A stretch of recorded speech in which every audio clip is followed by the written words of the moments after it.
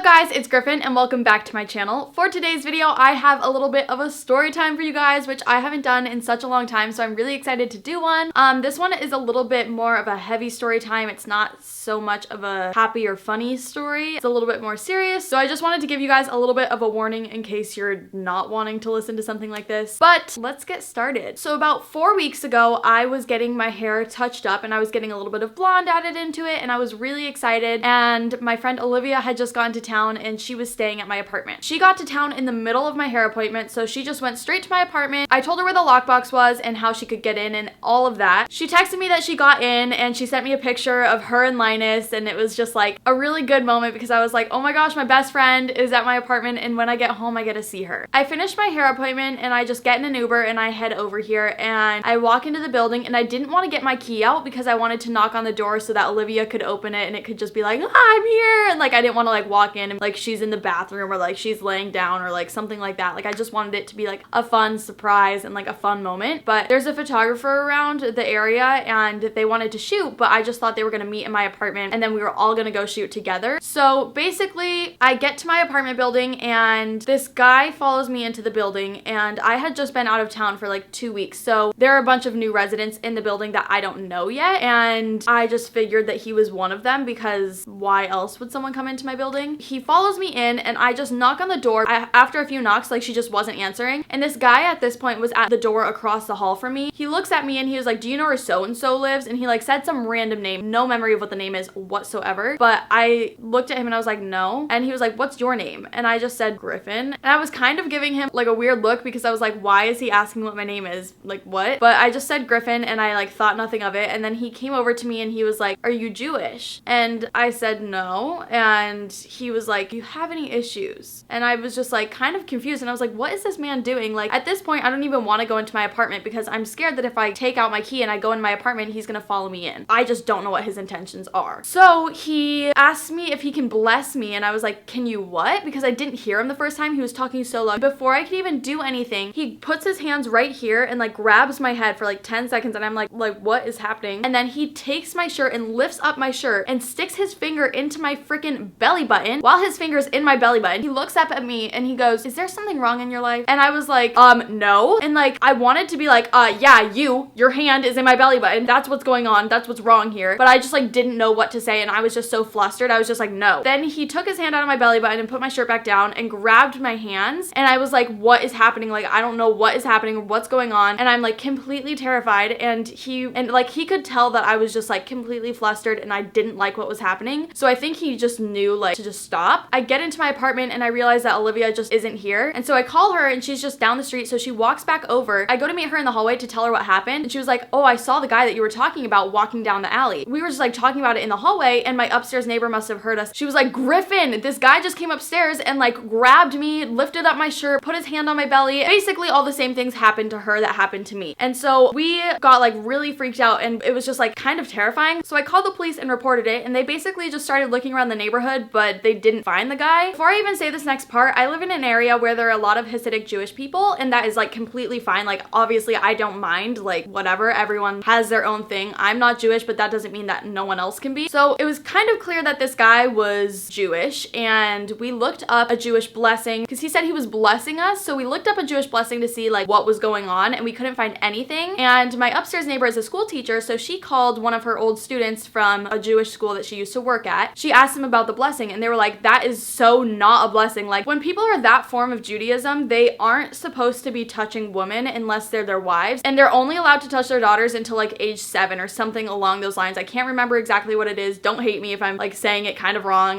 because I don't know the exact rules. It just seemed kind of weird that he was touching us. So the police didn't really end up finding him because my description was really hard to follow, probably because this area does have a lot of Hasidic Jewish people. They all sort of dress similar, so it was definitely not an easy find, but he never showed up at my apartment again. But I called my apartment complex and I was like, guys, this happened. It made me really uncomfortable. What can we do about it? Because I don't feel safe in my home. And I'm just so unbelievably lucky that it didn't get any worse than that, because it could have gotten so much worse. I asked them to look at the footage and give it to the policemen and like all of that, and they told us that the cameras out in the hallway at our apartment complex just aren't turned on and that they don't work. So basically there's no security in my building, which is super safe. And I asked if I could get a camera outside of my front door so that I can see before like letting people into my apartment. I can see who's there, if it's a package, if it's a delivery, anything like that, or if it's just someone that I don't know that I shouldn't be opening the door for. My apartment complex said no, so now I have like this keychain that when you pull the string, it like makes a really loud alarm sound. It's basically a rape whistle. And I also have pepper spray on my keychain, and then I also have been taking boxing classes because I think that it's so important to take care of yourself. Not only is boxing a great workout, but it's also self-defense, which is something that I think is so important for women to learn, especially in LA, because there's so many strange things going on in LA all the time that you never know what situation you're gonna run into. And I'm not saying it's not like that elsewhere, because I know that in every single place there's something that could go wrong. I just think that me living in LA by myself as a 19-year-old girl is something that is slightly dangerous. So I just want to make sure that I am protected to my best ability. But basically the moral of the story is to protect yourself. We should never feel unsafe in our own environment, so I think taking boxing classes, taking taekwondo, taking anything really is a really good start to having a little bit more protection. And then obviously like the pepper spray or the keychain thing, those are great things also. Honestly, the world is a very scary place sometimes, and I just want everyone to be safe and protected. I originally didn't want to make this video because I didn't want to offend anyone, and I didn't want anyone to be offended because I'm talking about Judaism, and I'm not even trying to talk about it in any way other than this man said he was blessing me with some sort of Jewish blessing. I just was really scared to make this video, and I needed a little bit of a breather afterwards anyway because it really did freak me out and like set me back a little bit. Now I'm all good and I know to protect myself better, so I just kind of want you guys to get that message from this video, and I hope that you did. That is it for this story time. I hope you guys liked it. If you did, make sure to give it a big thumbs up and subscribe. Also, make sure to check out all my social medias. I will have them linked down below, and hopefully I will see you guys later. Bye!